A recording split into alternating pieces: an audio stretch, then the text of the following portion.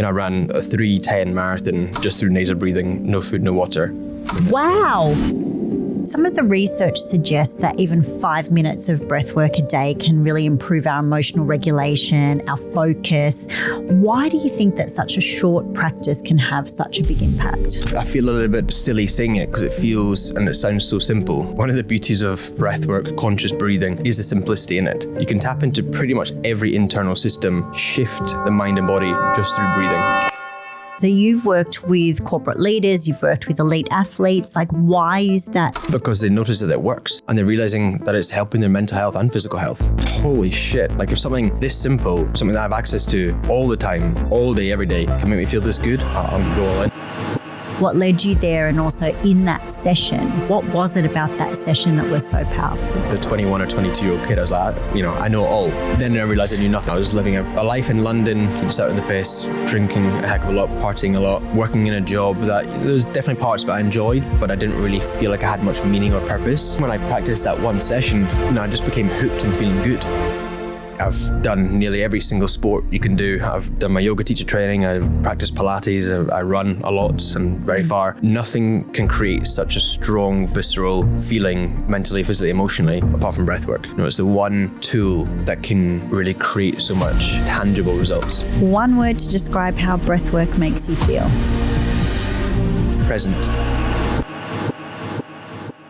Welcome to SWIISH Wellness Unlocked, the podcast that cuts through the noise and gets straight to what works. We're your hosts, Sally Obermeter and Maha Corbett. We're founders of a global wellness brand that's been changing lives for over a decade.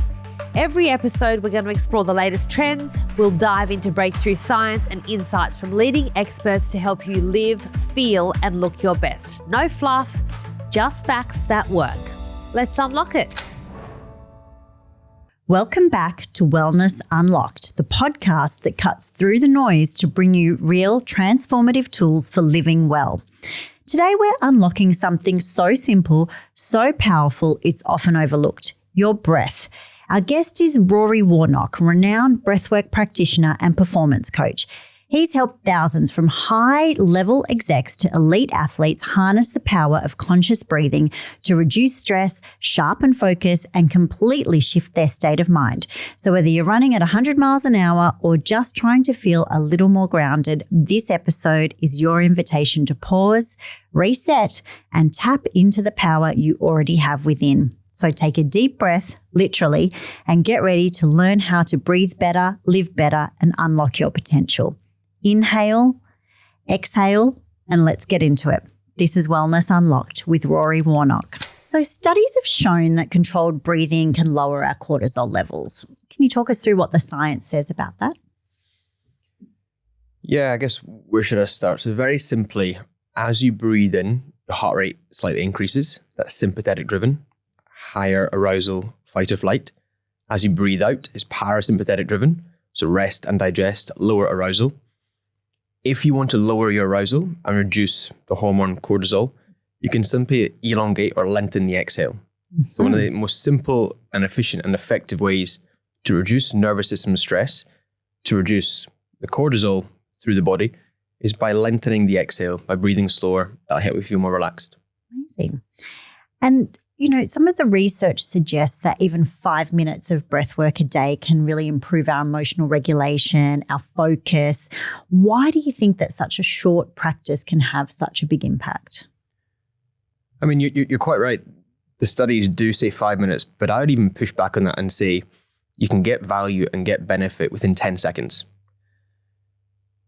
If you're feeling overwhelmed, if your nervous system is in that high stress, fight or flight state, by taking conscious control over how you feel by tapping into your breath, it can be one of the most efficient and effective ways just to become more present and more connected. I'm trying to think of another little analogy here, but one of the hardest things to do is to control the mind with the mind. Mm-hmm. So if I'm feeling stressed or overwhelmed or anxious, I'm about to come on a podcast and speak with you, and I'm saying, Rory, relax, relax, relax, you'll be fine, you'll be fine. That's not going to work. It's going to make the spiral become worse and worse and worse. If you can take conscious control over your breath, your anchor, something you have access to every second of every day, we breathe over 25,000 times a day, then it can really just help you feel more relaxed and more present. Love that so much, and something that I think is so underutilized. So studies have found that daily breath work is more effective than mindfulness meditation for reducing anxiety. Why is breath such a direct route to the nervous system? I was going to say but scientists called the autonomic nervous system, the ANS, the autonomic nervous system, because they once believed that it only regulated all the automatic processes, things like breathing, heart rate, digestion, blood pressure, etc. But through more modern science, we now know that we can take conscious control over the nervous system just through breathing. So if you're, exactly as I mentioned earlier, if you're to breathe faster, your heart rate would speed up. If you're to breathe slower, your heart rate would slow down. The exact same as blood pressure. By lengthening the exhale, by slowing the breath down, you can actually lower your blood pressure as well. No. As someone selfishly who's just been told by their doctor that they have high blood pressure and, that's something that we need to kind of look at how we tackle it. I did not know that was related. Yeah, sometimes I feel a little bit silly saying it because it feels and it sounds so simple. But one of the beauties of breathwork, conscious breathing, is the simplicity in it. You can tap into pretty much every internal system, shift the mind and body just through breathing. Whether you want to speed up the heart rate to increase energy and alertness, there are breathing techniques. Whether you want to slow down the mind and body, there are breathing techniques. That is unbelievable. Nasal breathing. So sleep studies have linked nasal breathing to better sleep quality and a reduced risk of sleep apnea. Maybe this is why everybody's like this whole mouth taping thing for sleep is taking off. How does the way that we breathe during the day affect how we rest at night? If you can consciously control the way that you breathe during wakefulness, so say for 16 hours of the day, then if you go to sleep and this happens, all that benefit just goes to shit, completely goes out the window. Then it's going to have detrimental effects in your sleep. So functional breathing is through the nose, light, slow and deep. Dysfunctional breathing is through the mouth, short, shallow and audible. You can hear yourself breathe in a dysfunctional pattern. That's how we want to what we want to avoid. As you mentioned, mouth tape, which is, I don't have TikTok, but I think it's become pretty popular trends on TikTok, hasn't it? Yeah. But it is very, very efficient and very effective and a very cheap way to make sure that you are nasal breathing while sleeping. I always recommend any high performers, any individuals, any teams that I work with, athletes, whatever it may be, just to pop a little bit of tape over the lips. It doesn't have to be a huge bit of duct tape, gaffer tape, whatever you call it. Yeah. It doesn't have to tape your whole mouth, just a little bit here, just to seal the lips, and it can be really, really efficient. Improves your quality of sleep. It helps you get into a deeper sleep. You wake up in the morning feeling more rested, less fatigue, less anxious, just ready to tackle the day. There's also some fascinating research around breathwork improving athletic performance. So whether that's CO2 tolerance or oxygen efficiency, talk to us about that. Let's break down that science. Yeah, where should I start?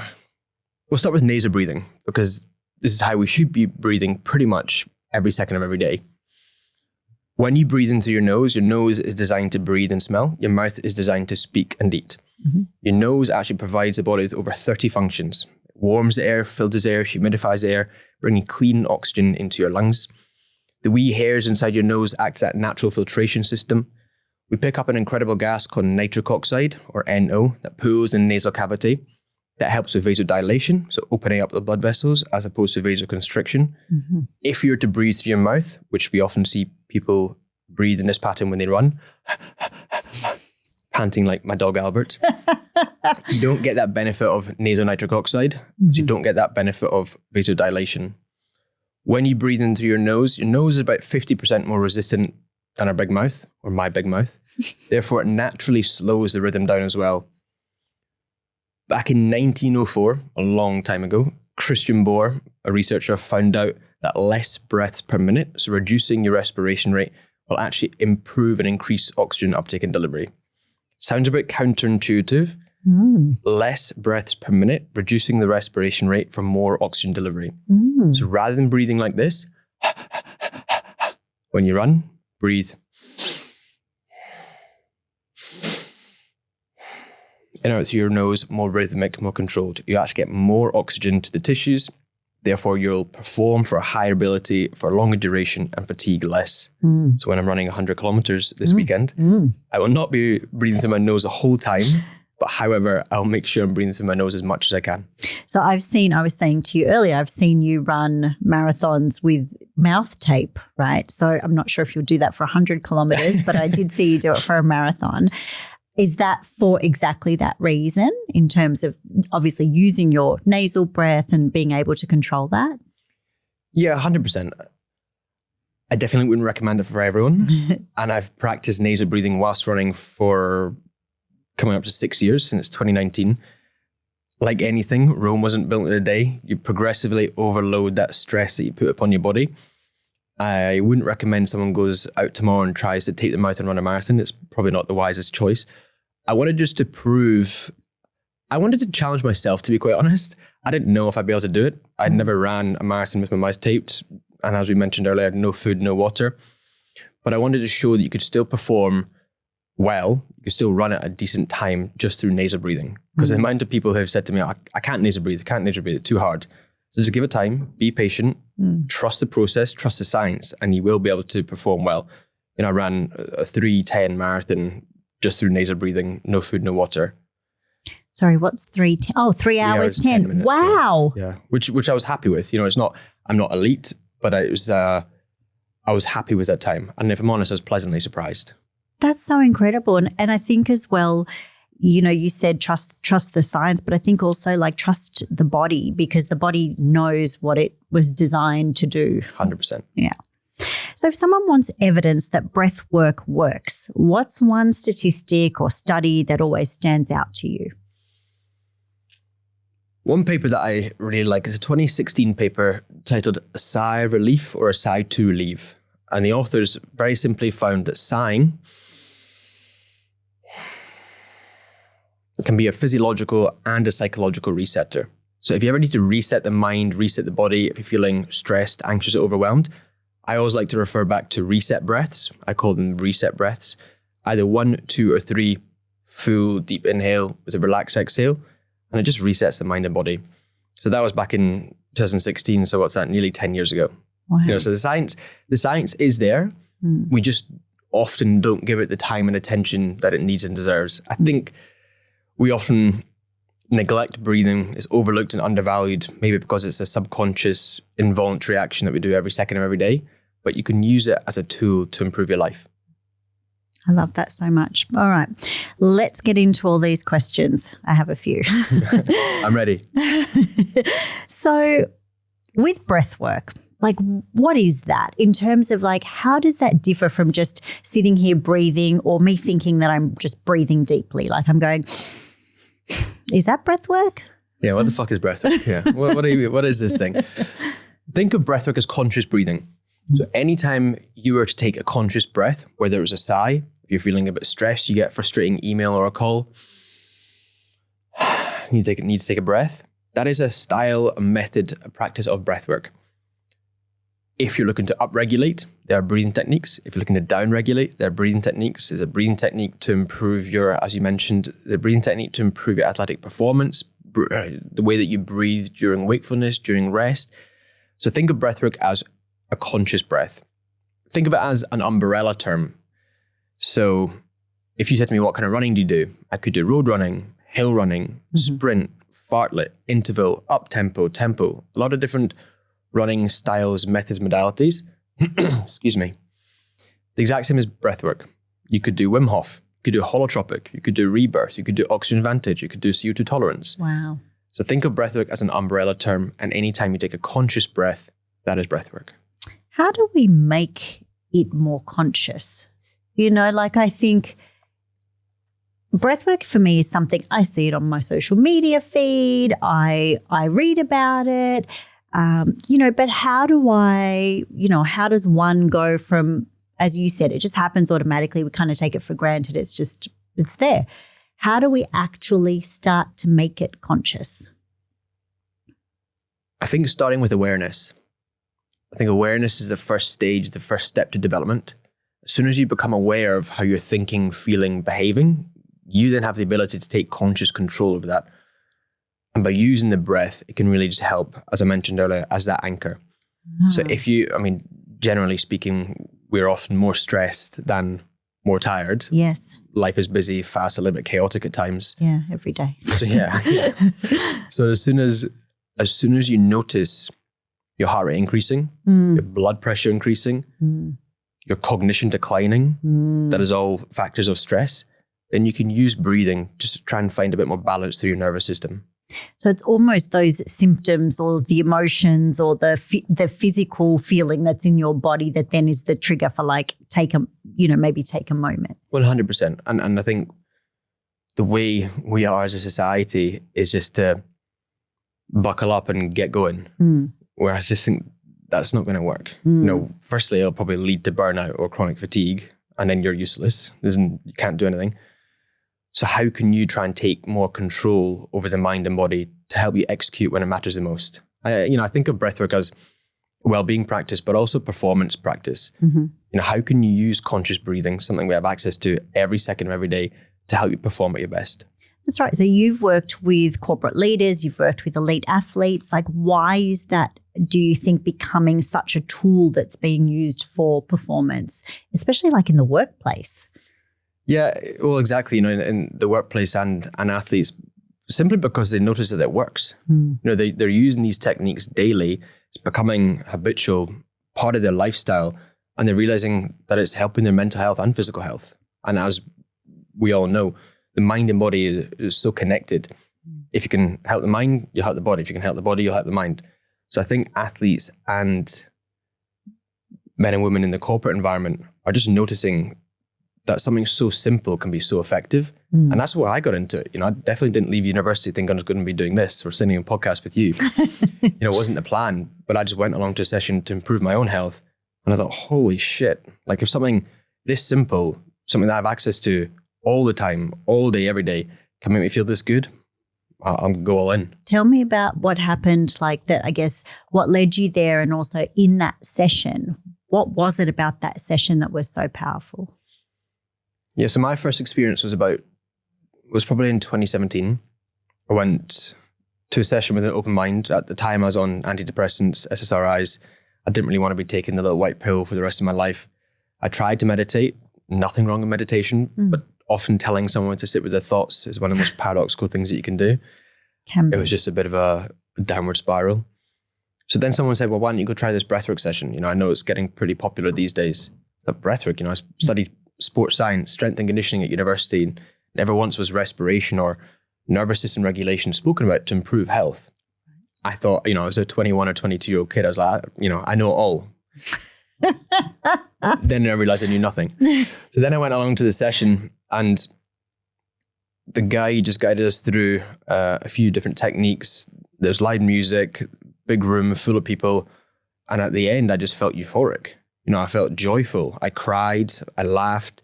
These feelings, emotions, sensations that I hadn't had for years. Because I'd been pretty numb in the mind, numb in the body. But to do something so simple, the process was so simple, but the outcome was so complex. How long was the session? It was an hour, but it probably felt about like 5 or 10 minutes. Wow. It felt very quick. Yeah. That's incredible for something. I struggle to think of any other modality where you could have that type of reaction in that amount of time. I agree. I've done nearly every single sport you can do. I've done my yoga teacher training. I've practiced Pilates. I run a lot and very far. Nothing can create such a strong, visceral feeling mentally, physically, emotionally, apart from breathwork. It's the one tool that can really create so much tangible results. What happened off the back of that? So you were working in FMCG, so fast-moving consumer goods, for anybody who doesn't know, living a different lifestyle, presumably. What took place after that session? It's so interesting talking to you about it now because life just goes so quick and I often forget.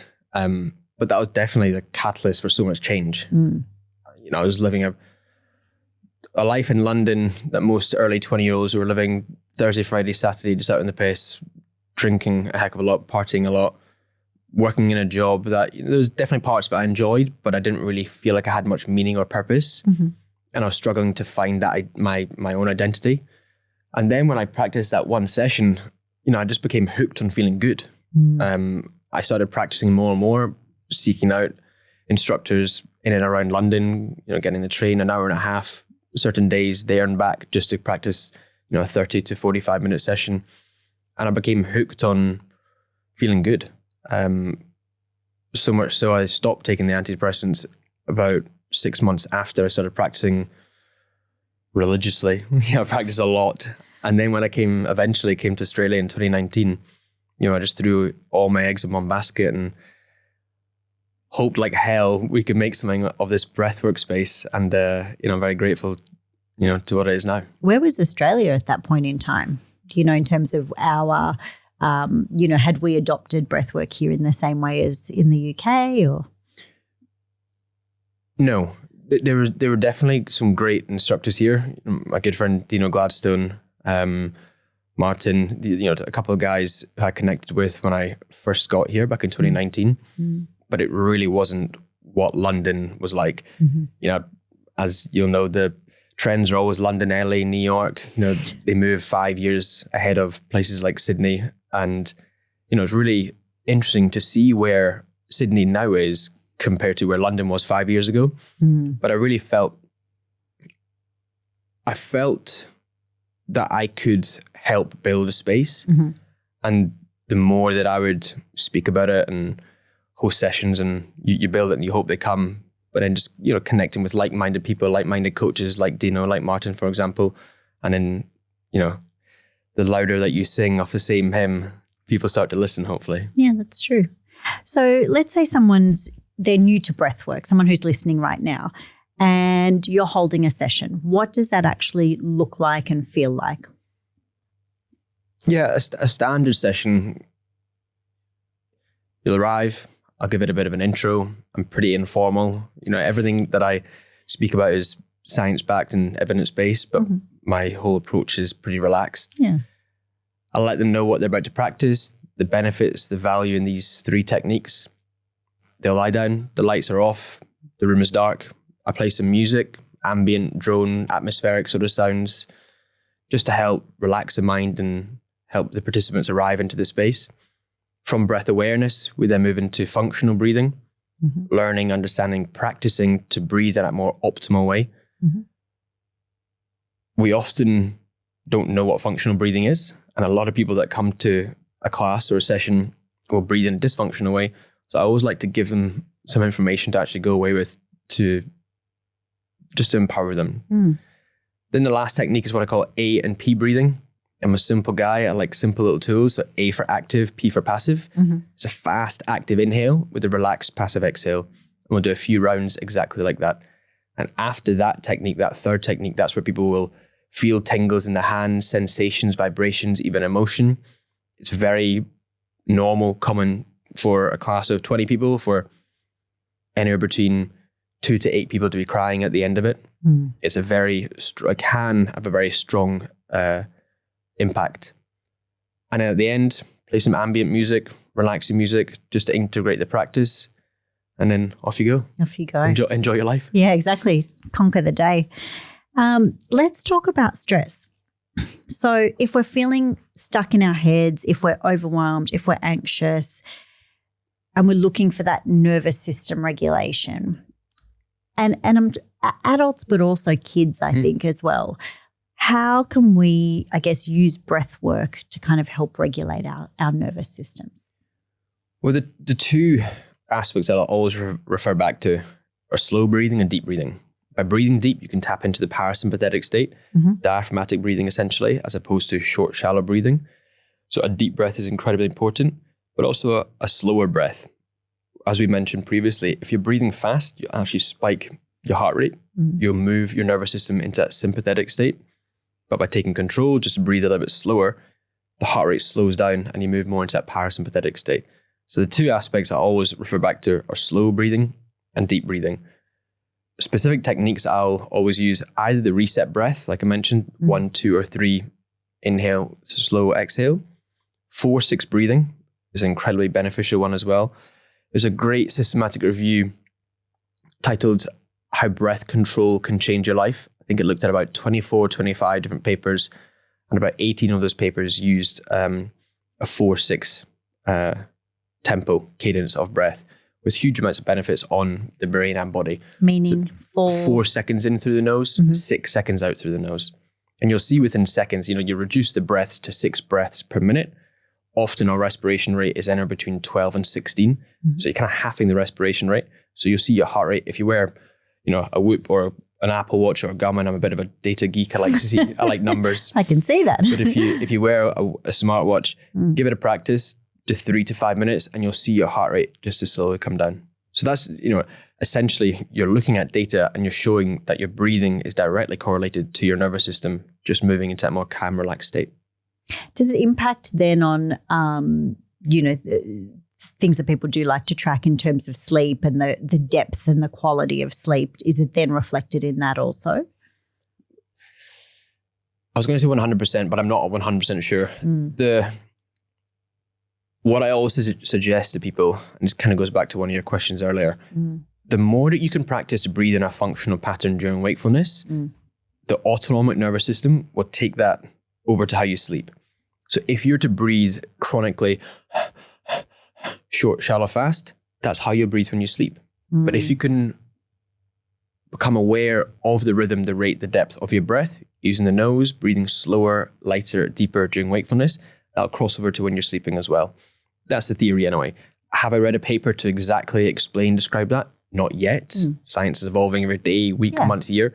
But that is what I'll take my educated assumption. Yeah. That's probably what would happen. I think also too, it's about you'll know in yourself, like, I'm now feeling like I've had a better night's sleep, or I'm waking up and I feel like I've actually rested. I'm not waking up tired and trying to, it's also, I think, listening to the body and seeing how sometimes I think it's good to kind of track, have an idea of like over the course of, a week or a month or whatever, like your sleep, your mood, your, all of these things, if you're implementing, say, a change, whether it's diet, whether it's starting breath work, just to then also see, because we do live in, busy, chaotic times or whatever, but just to be able to actually have a look and see, how am I feeling? Am I feeling any different? And it sounds to me from everything you've said that obviously breath work is so immediate in some ways, but I think that sort of down flow in other areas like sleep, I think is worth,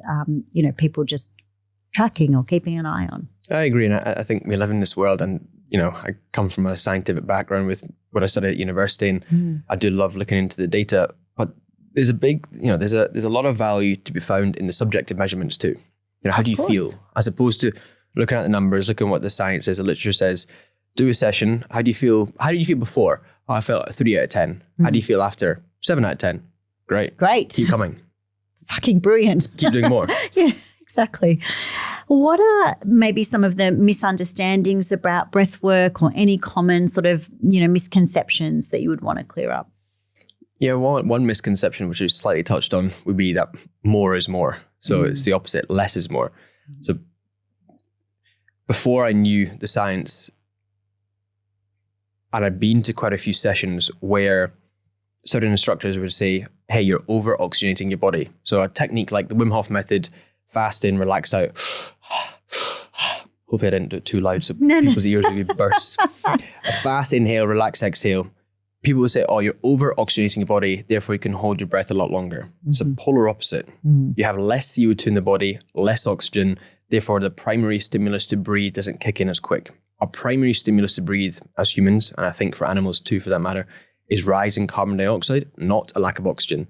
Therefore, if you've been breathing, over-breathing, releasing, exhaling more CO2, that primary stimulus to breathe doesn't kick in as quick. Yeah. So a common misconception people think is more is more. It's the complete opposite. Less is more. Let's talk about recovery. So whether it's like, you've been training, or you've run a marathon, or maybe it's like an emotional recovery from something, what role does breathwork play in that? Again, just to regulate the mental, physical, and emotional state, your mental, physical, and emotional state. As soon as I finish training or exercising, recovery starts there and then. We often forget about it. Recovery and performance come hand in hand, right? But we often will just focus on the performing aspect and neglect and forget about the recovering aspect, as I'm sure you know very well.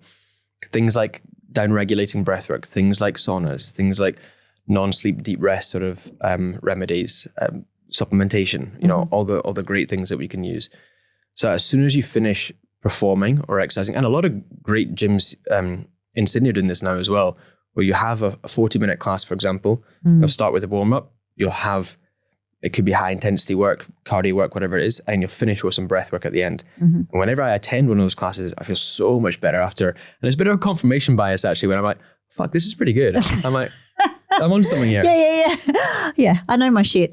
So it's just, you know, to answer your question, to kind of go back to anytime you want to regulate your mental, physical, emotional state, breathwork is the fastest and most immediate way to do it. You can't do it with your mind. Like I said, you can't say, relax, relax, relax, recover, recover, recover. But by using slow and deep breathing. I've tried. Yeah, so have I. You can bring more oxygen to your body. Oxygen is energy, ATP is performance, it's recovery.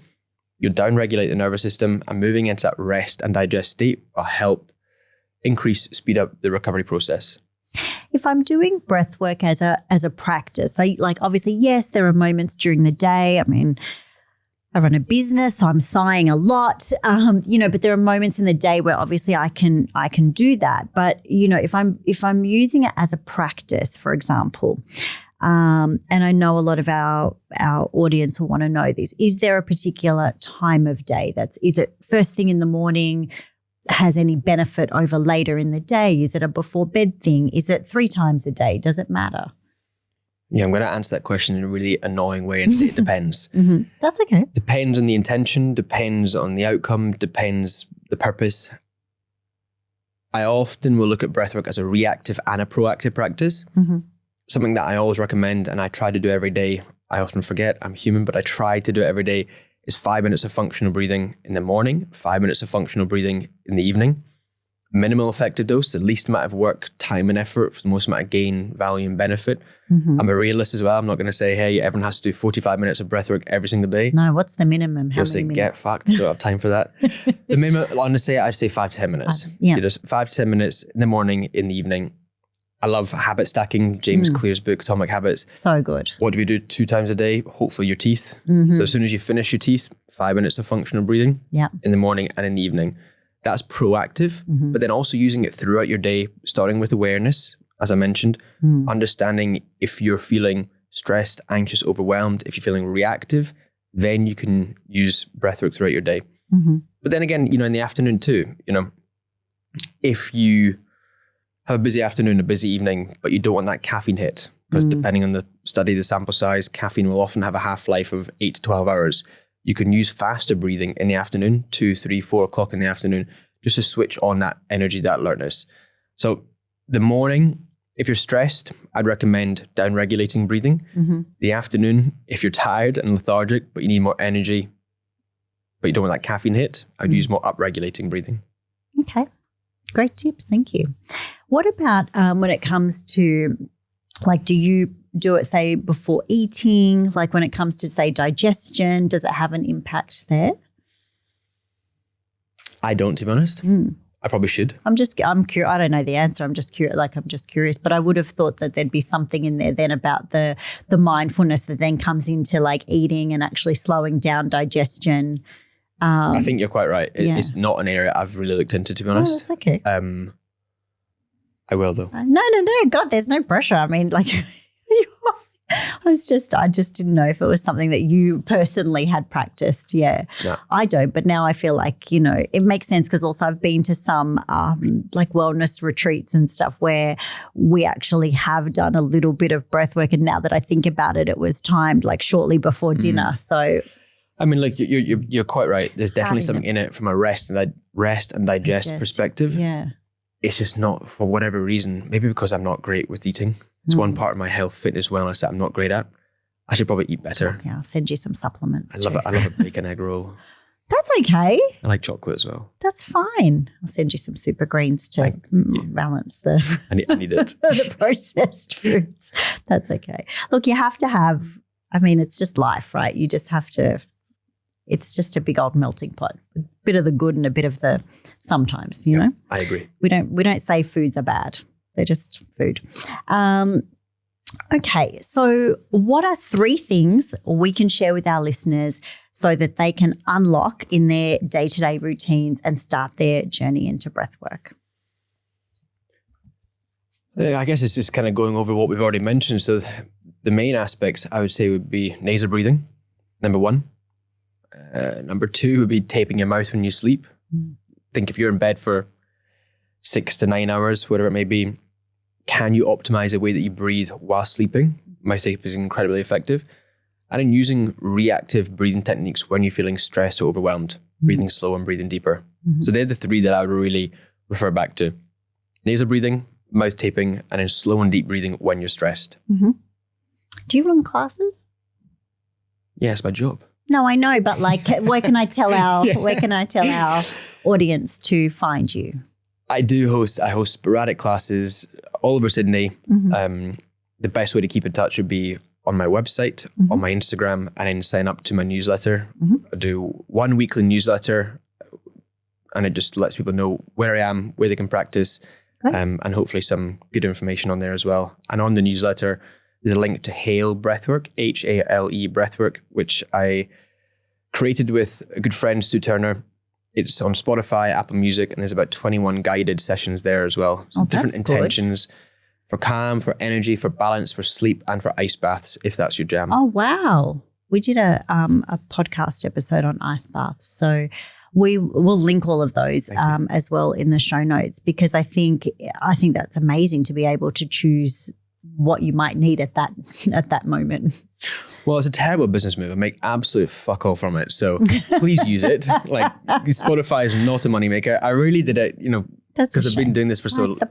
This is a podcast. Don't say that. Sorry. No, it's all right. I've been doing this for... Tell me, it's big bucks. I've been doing this for a while now, 6-7 years. And the amount of times that people would ask me after a session, really enjoyed that. What next? Or how can I do more? And I had no answer. So I thought, this was probably an 18-month project with Stu, who created the music. Hopefully my Scottish voice hasn't butchered the beautiful sounds that he's created. And, we just released them on Spotify, released them on Apple Music, just to help people anywhere, anytime practice breathwork for free. That's amazing. Thank you so much. We'll definitely include all of those links. And yes, let's monetize that a little bit, because it's like, in order to keep giving and growing, you do actually need to also earn. I'm working on it. Yeah. All right. So let's do some rapid fire questions. Okay. Some of these we've actually covered, but I'll just get you to say it's basically this or that, right? So morning breathwork or evening breathwork? Evening for me. Nasal breathing or mouth breathing? What's your rule of thumb? Schnoz. Totally. Your go-to breath technique in a high stress moment? 4-6. 4 in through the nose, 6 out through the nose. Biggest myth about breathwork you wish people would stop believing? Just shut your mouth. Anytime you run, anytime you're sleeping, close your mouth and use your nose. One word to describe how breathwork makes you feel? Present. I love that. Rory, thank you so much for your time. That was incredible, and we are so grateful for sharing everything about breathwork with our Wellness Unlocked audience. Thank you. I appreciate your time. Thank you for having me. Well, that's a wrap on Wellness Unlocked. If it hit home, then hit follow, share it, and dive into the show notes for all of the links and any of the resources. Head to SWIISH.com for more, and if you're in Australia, you can also find us in Priceline stores. Now, we want to hear from you what resonated, what you want more of, and what you're curious about next. This is your space for wellness that works. Remember, everything we cover is for general informational purposes only and is not a substitute for medical advice. Always consult your healthcare professional before making any changes to your health or wellness routine.